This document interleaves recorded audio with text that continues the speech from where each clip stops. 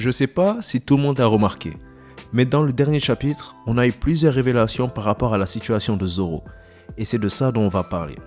Avant ça, aimez la vidéo pour nous soutenir, abonnez-vous et mettez la cloche de notification.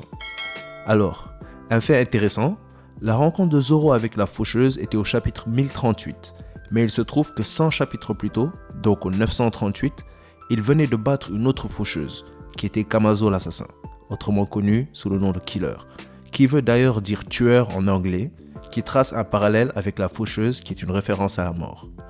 Alors, lors du chapitre 1040, le sujet principal de discussion était Kid et Big Mom, mais quelques panneaux ont été dédiés à Zoro et d'autres Mugiwara, et avec ces quelques panneaux, plusieurs conclusions peuvent être tirées par rapport à la situation actuelle de Zoro.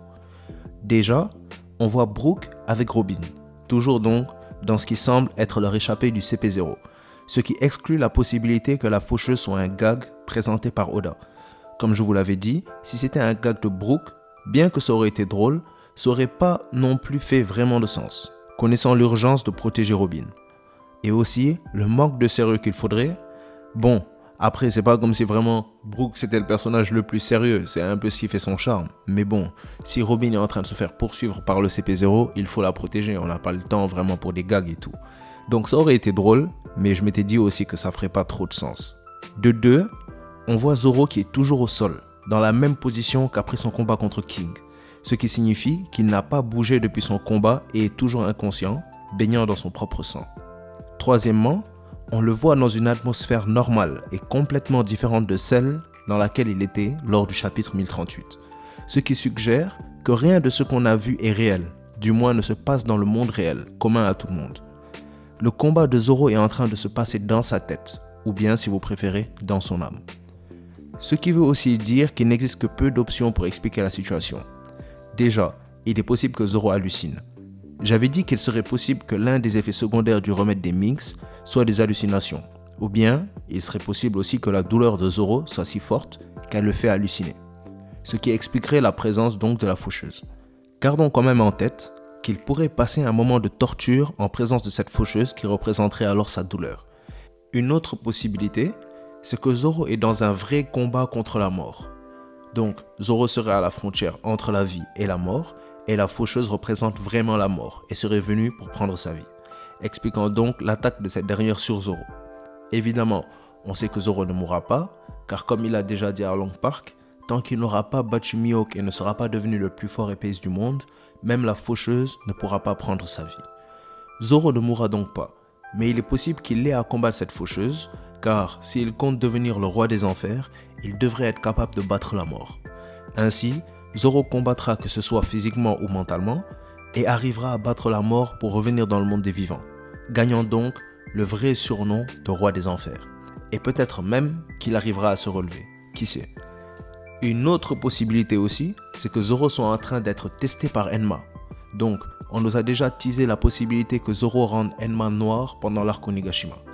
Mais un problème s'était soulevé, c'est que si les lames noires se forgent à travers les batailles, comment se fait-il que ni Shanks, ni Roger, ou même Barbe Blanche, n'aient réussi à rendre leur lame noire? Il devrait donc y avoir un autre paramètre qui permet la transformation de l'épée. Selon moi, c'était le lien qui était créé avec cette épée. Autrement dit, il faut que l'épée accepte que l'épéiste soit son digne maître, à travers un test par exemple. Après tout, il nous a été dit que les épées ont des personnalités et sont même appelées des âmes à Wano. Ainsi, l'épée devrait reconnaître son maître au point de décider de ne porter que son haki, rendant alors la lame noire du haki de celui qu'elle reconnaît comme son maître. Ainsi, il faudrait établir une connexion soit communiquant avec la lame, ou alors en prouvant à cette lame qu'on est digne d'être son maître, la forçant donc à nous reconnaître.